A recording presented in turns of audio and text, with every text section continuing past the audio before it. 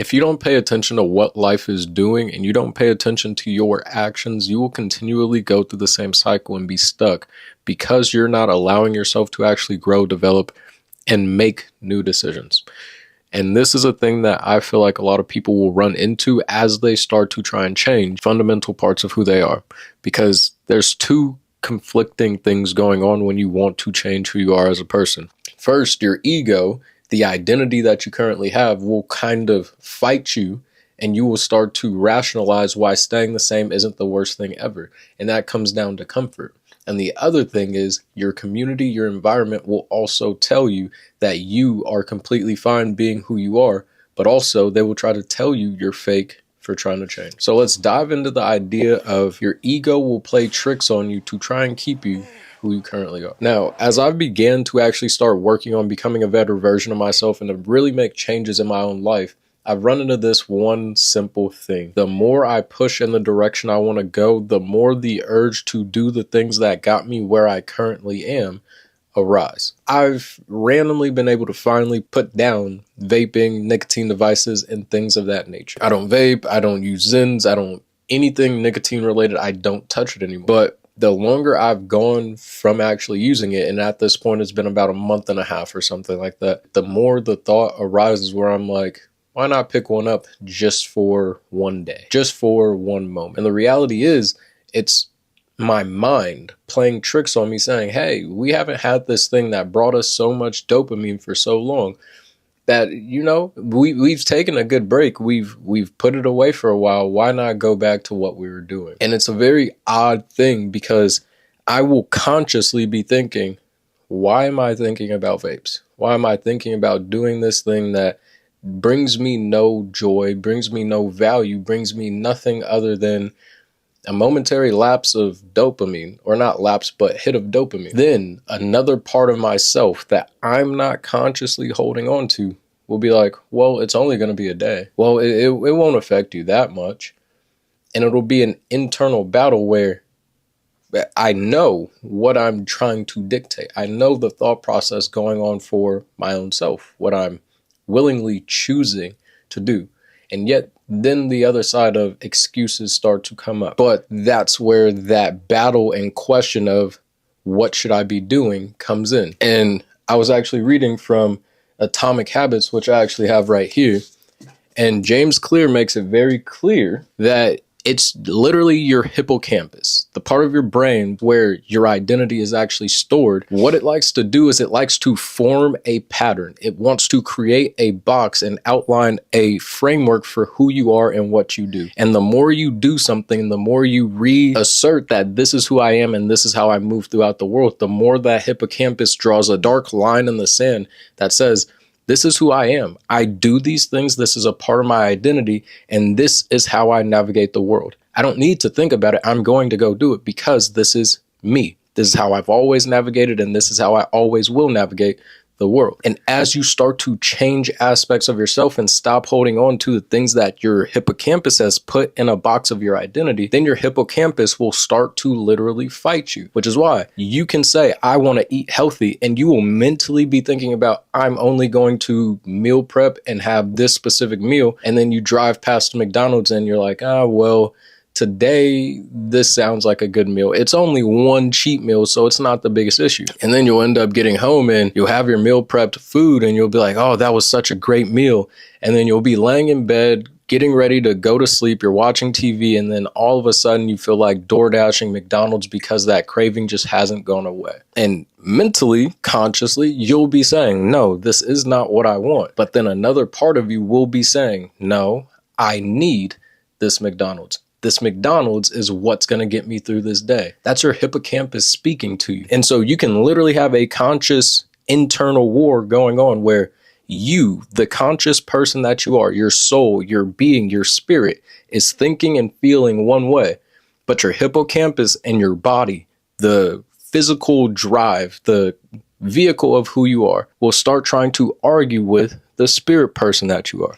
Because every person is three different things: a mind, a body, and a spirit. The body has a mind of its own. That's why people get trapped in urges and lustful desires. The soul doesn't necessarily feel that way. The soul, which is the spirit, it's not necessarily going to feel that way. And the mind, who you are when you're thinking, that has a completely different conception as well. And so you have mental internal battles going on at various parts of time. And until you get everything in alignment, you will not be able to completely change yourself. But the first part of that is to break the alignment that you currently have. When you're going through life, closed eyes and allowing the hippocampus to dictate what's going on. When you start to break that mold, it's going to be an internal battle. You have to be very conscious and very intentional about every single thing you do. When you wake up, you need to have a set of clothes set out so that you could put those clothes on and go for a run. If you do not want to be addicted to social media, you're going to have to wake up, turn your phone off, and get away from your phone so you don't fall back into that same habit, because your hippocampus tells you when you wake up, getting on your phone right away is what we do. That's an action that you have to take. You have to be very conscious of it. And once you start to go through that internal mental battle and you allow your hippocampus to start saying, okay, I've tried all the same excuses.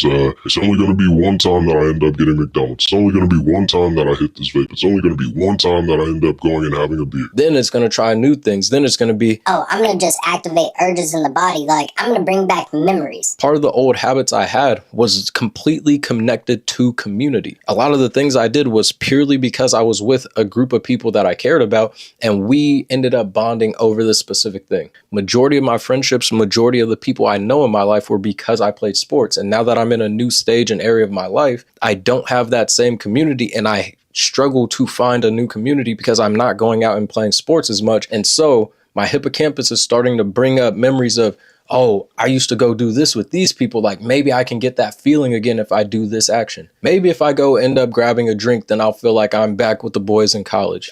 That's not what I necessarily want, but that's part of the ego and part of the barrier that hippocampus has put on my identity. And so as I want to move forward and actually change and navigate away from that, I've realized that my hippocampus, my brain, parts of my spirit are fighting me on it because I'm changing so much and I'm walking in the dark. You as a person, you as an entity have been crafted to find comfort. Over years of evolution, your body has developed the skill of finding what's comfortable through what is known. And the better you are in an area and environment where you know the outcomes based on the actions you're doing, the better you will feel. Whether or not that is depression. If you only know depression, you only feel comfortable being depressed, your body will do everything in its power to make sure you stay depressed. If all you know is being an alcoholic, all the friends you have are centered around drinking, all the activities you do is centered around drinking, all the environments you go to are centered around drinking, you will only know drinking. It will seem scary to you for you to stop drinking and to go to new environments that don't involve drinking. It will be scary to talk to people who don't drink. It will feel like you're being attacked when someone asks, why are you drinking? Because it feels comfortable. That's what you know. And your body was set up and made to seek comfort through what you know. And so, again, when you're trying to change yourself, when you're trying to go through and build new habits, build new identities, and start to build new things, you're going to be in an internal war with your hippocampus and the habits that you've currently lived, the emotions that currently hold you tethered, because that's all you know. So you have to start building a new community. And that brings us to the other side of this conversation, where the community you're currently a part of is going to try and hold you back from making change. And this is for a myriad of reasons. But first, it's because if you can actually change and do better for yourself, that tells the person who's been in your community that they can change themselves and make better for themselves as well. And people don't like to be challenged. Like I just finished with, people don't like new things. People don't like new environments. People don't like new knowledge. People like the idea that staying the exact same is the only thing they can do. People enjoy being powerless in the thought process that this is just how things are. I've always been this way. And so if you're able to actually go out and change yourself, people will look at the situation and say, no, they're just different. Or even beyond that, people will say, you're just faking it. On your journey to change, on your journey to grow, on your journey to do something new, people will look at your change. People will look at your growth and development and say, oh no, they're not actually being someone better. They're not actually doing new things. They're just faking like they're this person. Until you start reaching a certain level of accomplishments and starting to have specific accolades, people will think you're lying. People will think, oh, this is just a phase and they're going to quit. And the big thing with that is, through the duration of that time frame where you're fighting your hippocampus, where you're fighting that internal battle, where you're forming new habits, creating new identities, going to new places, doing new things, becoming a new person, the community you're currently in will try and pull you back and tether you to who you once were, which is why I've made a couple videos about you need to leave the land of the familiar. If you look in the Bible, there's a lot of people who were stuck. They're praying to God, praying to God, praying to God, wanting something to change, wanting something to happen, wanting some miracle and something miraculous to come into their life. And the big thing is they never got it until they left the land of the familiar. Abraham, prime example, that's where the statement leave the land of the familiar comes from. Abraham, at first he was Abram, the father of many. I believe that's what it stands for. God was like, look, you and your wife, Sarah, you guys are going to have so many children that the stars won't even be able to keep up with how many children you have, how many descendants you have. And Abraham's sitting here, he's getting to 80, he's getting to 90, he's getting to 100. And Sarah's in there sitting in her 80s and stuff, postmenopausal. And they're both sitting here like, we're supposed to have descendants. How is that possible? We're too old to have kids. There's no way for this to possibly happen. God sends an angel and he's like, look, if you can have faith in me, leave the land of the familiar, change your name to Abraham, and I will give you descendants that are as many as the stars in the night sky. So Abraham takes on this new identity. He says, yes, I am Abraham. And ultimately on his journey, he runs into a few problems, but he knows God is with him. And so he continues to go on his journey. And finally, he ends up having a son. Then he ends up having some more children. And then these few children end up separating. Some become Christians, some become Jews, some become Muslims, yada, yada, yada. But the Christians, Jewish people, and Muslims all descend from Abraham. And so as you continue on, you need to realize you need to leave where you're from, or at least separate from the community you're currently in. And the reason is they know you for who you were, and they will refuse to see you for who you have become or who you will become. They know you for your past. They know what you were. They know what you were capable of, but they don't currently know who you are, and they're not willing to help push you through the battles you're going through to change who you are. As you become someone they fully don't understand, they don't remember you being this way, they will try and pull you back. For example, if you've gone on a diet and you've worked on losing a bunch of weight and going on this journey to become a fit person, the unfit friends that you have that haven't changed at all will start to make jokes. You're eating another salad? What, you really think you're going to lose this weight? Oh, you're going to get off that diet soon? Once they see you lose about 20 pounds, then they're going to be like, oh, whoa, let's go celebrate your new weight loss journey. Let's go out to eat. Like, I know you love food still. If you don't do that, then it's going to agitate their spirit. 2-3 years down the line, if they see that you've lost 100 pounds, you have muscles, you have a great physique, you're doing things completely different, then they'll come around and say, wow, you really did change. I always knew you would make those changes and that you would stick with it. I'm so proud of you. Can you show me how? And the same people who ended up trying to stop you from doing what you were already intending to do, trying to become a person that you could already mentally see, they will become inspired and try and follow in your footsteps. In the beginning stages, you have to separate from that community. You need to leave the land of the familiar. You need to go to new places. You need to go do new things. You need to be around new people, and you need to be vocal around these new people about your goals and aspirations, because they will only see you for what you're saying you're trying to accomplish, and they will actually be willing to push you and try to help you accomplish that. It's only people who have known where you were that will try and keep you from becoming what you want to be. But if you meet a new person, you tell them, I'm on this path of success. Typically a person will say, okay, you're on this path of success. How can I help you? And if they can help you, they will give that help. And if they can't help you, they'll try to direct you to a person who can. A prime example, I ended up meeting the CEO of the organization I work for. I was just going on around cleaning up, and he ended up stopping me. He was like, oh, you're the new guy. What was your name again? And I was like, hi, I'm Terrell. Nice to meet you. And he was like, oh, that's great. Like, how have you been enjoying it? I was like, it's great. I love it here. The biggest thing is I just found out I'm having a baby boy. So I've been looking for a second job to be able to like fully fill in all the bills so that I can make sure my fiance is able to stay at home. And he was like, oh, what, do you have a degree? And I was like, yes, sir. I have a bachelor's in business administration and a master's in organizational leadership. And he was like, okay, cool.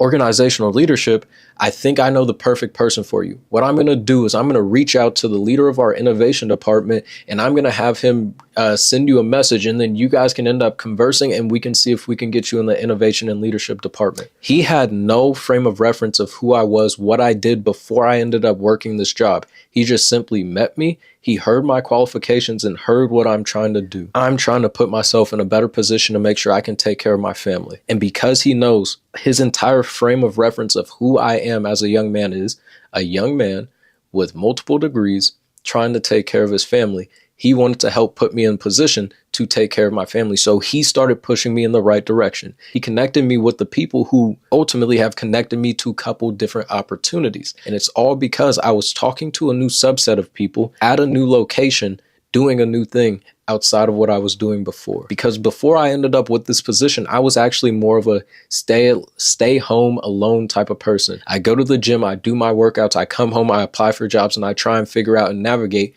how to move forward by myself. It was actually a very odd and different thing to, one, talk to the CEO of the organization I work for and say, hey, yeah, I love working here. I'm just not getting paid enough. And for him as a CEO, it probably was a very odd moment where he stopped and he was like, whoa, I mean, I run all of this. He is my underling. He has so much talent and potential, and he's sitting here in this position. And so he went out on a limb to help me out. And then even further along the line, a few months after that, I ended up applying to a couple jobs within our organization, and I started to get pushback from a couple different places. And I sent him an email and I was like, hey, I'm sorry to reach out to you, but you had said if I ever have any problems and I needed help to email you and you'd help me out. So this is what's going on. Would you mind helping me? And he said, oh, absolutely. Give me a few minutes. I'll take care of it. Then the COO of our organization filled out some paperwork and had it passed through so that I didn't even have to worry about doing anything else. The upper rungs of the organization I'm in ended up passing things through to make sure I could get a better opportunity. Because I was able to get in a new community and be around new people, new opportunities opened up, and it's been changing the framework and the identity that I sit within. And so that battle with the hippocampus is changing because now I'm seeing a new world. I'm seeing a new reality. I'm seeing things pan out in a way that wasn't happening beforehand. When you're on this journey, when it comes to your community, get away from the old friends you have, because they're going to keep you the same. Get away from the old environment. Stop talking to those same coworkers because they're going to keep you the same. Stop doing the same things. If you show up to work 5 minutes early every single day, start showing up 15 minutes early and talking to everybody, because that's going to be something new. It's going to change you because now you have to start getting ready for work earlier. That means you'll probably have to wake up a little bit earlier. That means you're going to have to go to sleep earlier. And just that one thing, trying to make it to work 10 minutes earlier, pushes your entire schedule 10 minutes in a different direction. But that gives you 10 minutes of change that you have to ultimately invoke. But if your coworkers start seeing you show up to work 10 minutes earlier than usual, the gears will start to turn and be like, there's something a little bit different about them. When you show up to work, if you're always constantly talking about something negative, only talk about positivity. It's a challenge that I actually took for myself, and I realized just how negative the people around me were, and it really changed my frame of reference on what was going on around me. Like, I did a challenge where for 72 hours, I was not allowed to focus or talk about anything negative. And I walked into work one day, and the first thing that one of my coworkers said was, dude, I'm going to kill myself. And I was like, oh, you okay? Like, what's going on? And she went on a 10-minute tangent to the point where I ended up clocking in late. But she went on a 10-minute tangent about why everything was falling apart. I was just like, I'm so sorry to hear that. As one question, what's one positive thing happening in your life? And she like stopped and looked at me like I had slapped her. And she was like, what do you mean? And I was like, just one positive thing that's happened. Like, I mean, you woke up, you're still breathing, you didn't get evicted. Like, just name one positive thing that was happening. And then she just walked away. And I was like, oh, that's interesting. And I walked over to another desk, said hey to a couple of my other coworkers, and they were like, dude, can you believe this happened? Just instantly getting into negative stuff. And I was like, oh, that's unfortunate. But I mean, what's a blessing you've experienced recently? And they just stopped and they were like, I don't know. And it really opened my eyes and enlightened me to, if I want to be a positive person and I want to be able to enjoy my work experience and I want to enjoy the life I have around me, these are the people I cannot spend time with, because all they know, all their frame of reference for life is negativity. And it's been something that I've started to experience and realize more and more, where it's the more I move forward and the more I experience new people and have new conversations, the more I'm like, okay, these are not my people. And it's unfortunate, but I already left one community because they're doing they're being people I don't want to emulate anymore. Then I entered another environment and I started to look around and see what they were doing and how they interact. And I realized these were not my people either. And it's even to the point where my own lady is saying, I understand that certain things get tough. I understand that sometimes things are challenging, but you just simply have to stand in the fact that you need to continue to be you. You need to stand proud in who you are, how you are, and just stay yourself. But understand you are not in your community. And that's how it's going to be on your journey to move forward. And so when you are trying to change yourself, when you're trying to go into new environments, do new things, be around new people, and live a new way, you're going to fight an internal battle. When you're going through that battle with your hippocampus, isolate yourself.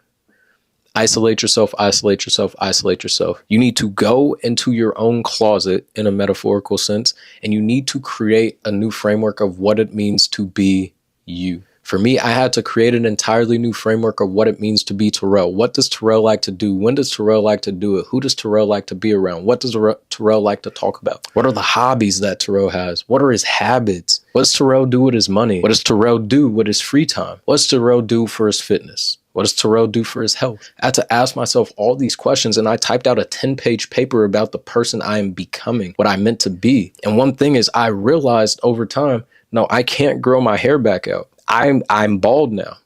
The Terrell that I want to be, the person who has these habits, these experiences, these way of going about life, he's a bald man by choice. Terrell is a bald man. And you're going to have to do that with yourself. And then once you have that framework of who the best version of you is, who you're becoming, then you're going to have to fight that internal battle. You're going to have to go to war with your hippocampus and your ego. That part of yourself is trying to hold you into the ego, into the identity that you currently live now. If you vape, your hippocampus is going to associate you as a vapor. And there's specific habits and there's specific things that happen that cause that hippocampus to want to vape. A lot of people, it's stress. You'll notice whenever you hit a stressful moment, you reach for your vape. Well, you're going to have to figure out, when I'm stressed, what do I do now? And that's going to have that mental battle. You're going to have to fight your hippocampus on that to bring that into your identity. But once you've ended up writing out exactly who this person is supposed to be, you go through that mental battle with the hippocampus, then you're going to have to start looking outward. Once you're able to actually shape the internal world and you're starting to move in the right direction, do the right type of things, then you're going to have to actually come out of that area of isolation and you're going to have to go meet new people. You're going to have to form a new community around the new person that you are or the new person that you are becoming. And what that looks like is, if you know the new person you want to be, need to learn how to do martial arts, you're going to want to join a martial arts community. Whether it's boxing, whether it's mixed martial arts, you're going to need to join that community and start to make friends in that realm. Because if you don't, you will not find that right community and you will never actually attain any level of success in that area and avenue of your life. So you need to go out into that community and you need to form a community within that realm. From there, you need to make sure that you distance and separate yourself from the old community you had. There are some acquaintances that you've allowed to overplay a part in your life. Take them out, because they are going to continue to try and pull you back into that old life. With this new community, they're only going to see this new person that you're portraying yourself to be. So they're going to hold you accountable to being that person and make you reinforce that every time you spend time with them. So forming that new community is going to be a paramount thing. And once you get to the point where you able to fully encompass this new person, I'd highly recommend you leave the new land of familiar and go to a completely new place. If you can get transferred with your job, do so. If you can find a new job in a completely new state, in a new country, do so. Because once you're in a new environment, yet again, with this new person that you're currently being, then you'll have a new frame of reference of, in this new world that I've just stepped into, who do I want to be? How do I want to navigate the world? And what is my main objective? And once you know those things, you can start the entire process over and become an even better person, do even more things, and develop the life you want to live. On your journey to change yourself, just understand you're fighting two different battles. The first is an internal one. The second is an external one. The first one is you versus your hippocampus, destroying your ego. And the second is you versus your community and creating a new one while keeping yourself from being pulled back into the old identity you once were. And I hope this really helps you, because these are some things that I've had to battle and grind to fully understand and be able to encapsulate. But now that I've learned it, I see everything so much differently. And it's made a huge impact on me. So I hope you enjoy. You stay smart, stay safe. I'll catch you in another video. Peace.